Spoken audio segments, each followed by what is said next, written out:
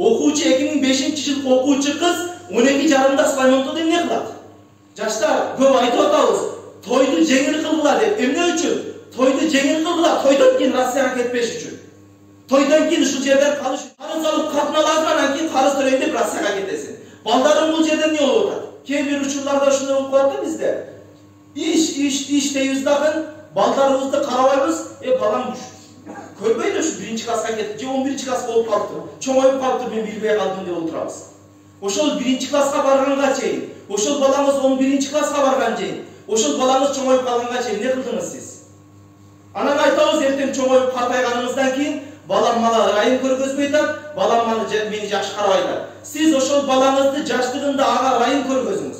Жаштыгында аны кубандырып чоңойтуңуз, иншалла ошол нерсени балаңыз сиз чоңойгондон кийин кылат. Сиз картайгандан кийин кылат. Иштеп кээ бирлерибиз үйлөнөбүз дагы, үйлөнгөндөн кийин кетип калабыз Россияга. Балабыз же кайненебиздин үйүндө, же энебиздин үйүндө. Ал жерде алар кандай таалим тарбия алып атат, кандай чоңоюп атат, кандай жүрүп атат, андан кабарыбыз жок. Мен кече эмес алдыңкы күнү, мына жаңы окуя, мен өзүмдүн башымдан өткөн нерсени айтып берейин. Кече эмес алдыңкы күнү түндөсү ушул саат 12:30 чамасы мен шаарга балдарга медресеге чыгып кетип аттым менен. Кетип атсам машина менен Сулаймонтоодун астында бир жигит, бир кыз оронуп алган. Ошол жерде турат, мени тосуп калды машина. Анан мен токтоп алып алдым жанагыларды. Алып каяка десем Абыласына барыш керек деди. Макул деп ошол жака таштап койдум деп кетип атып баягылардан сурадым. Силер кимсиңер? Бул сага ким болот мына кыз? Жөн эле сүйлөшкөн кызым дейт. Оронуп алган жанагы кыз. 12:30 бул жерде эмне бар? Анан каяктан болосуңар десем, баягы бала шаардан болом, кызчы. Кыз Каратайдан болом дейт. Ол Мадыдан дальше нарыракта. Каратайдан 12-ден кийин Каратайлык кыз мына эмне? Шаарга Сулаймонтоого бир жигит менен жалгыз айланган Сулаймонтоого чыгып жүрөт. Анан мен баягыларды эми ал жерге таштап коюшка мен жүрөгүм чыдаган жок. Элестетиң, 12:30 жанагы жылын сурадым, кыздын жылын сурасам 2005, тактап айтканда 10-классмын деди. Окуучу кыз. Окуучу 2005-жылкы окуучу кыз 12:30 Сулаймонтоодо эмне кылат? Анан ошол жерде жанагы кызды баягы Сулаймон эмеге Абыласага таштап койсом эмне болот ал жерде?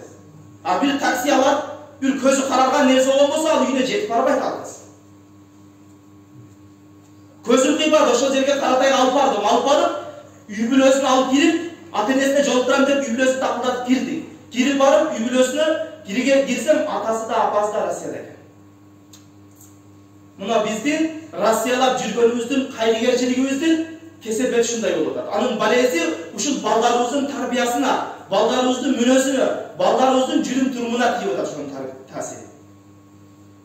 Жаштар көп айтып атабыз, тойду жеңил кылгыла деп. Эмне үчүн? Тойду жеңил кылгыла, тойдон кийин Россияга кетпеш үчүн. Тойдон кийин ушул жерден калыш үчүн. Карыз алып катналасың, анан кийин карыз төлөйм деп Россияга кетесиң. Балдарың бул жерде эмне болуп атат? Жеңил кыл тойду. Той жеңил болсун. Үй бүлө ошондо берекелүү болот. Үй бүлө ошондо тынч болот. Ошондо балдардын тарбиясы жакшы болот. Бул бизге түшкөн, биздин үммөткө, биздин журтка, элибизге, жерибизге түшкөн өтө бир чоң барелерден бирөөсү. Иштейм деп эле жүрө бербеңиз, балдарыңыздын тарбиясын да караңыз. Мейли ошол балаңыз, мейли бадингеси жыртык болсун мейли, бирок тарбия чоң нерсе. Мейли элге окшоп тамактын түрүн жей албасын, бирок тарбия чоң нерсе. Тарбияга көңүл буралы, анын тамак ашына эмес. Кээ бир балдардын жанагындай детдомдо же бала бакчаларда ата-энеси Россияга кеткен же атасынын чоң атасынын үйүндө калган жаш балдардын жанагындай жазган ырларын интернет тармактарына чыгарып калат да. Баягыларды уксаң ушундай бир куса, ата-энени сагынып ушунчалык куса, ата-эне мага тамак ашымдын кереги жок дейт. Мага акчамдын кереги жок дейт. Ушул жерге кел, мен сени менен олтурайын, сүйлөшөйүн, сенин тарбияңа алайын деген эле нерселер. Баягы ырларын карасаңыз бүт бардык ошондой ырлар. Ата-энеси сагынган баш болду. Андай кылбайлы, балдардын тарбиясына андай кайдыгерчилик кылбайлы. Балдардын тарбиясында өзүбүз олтуруп тарбия кылалы. Сиз өзүңүз тарбия кылбасаңыз, атаңыз же чоң атаңыз же кайненеңиз тарбия кылып атат. Анан сизге чоңойгондо кантип ырайым кылсын ал бала? Кантип сизди баксын чоңойгондо?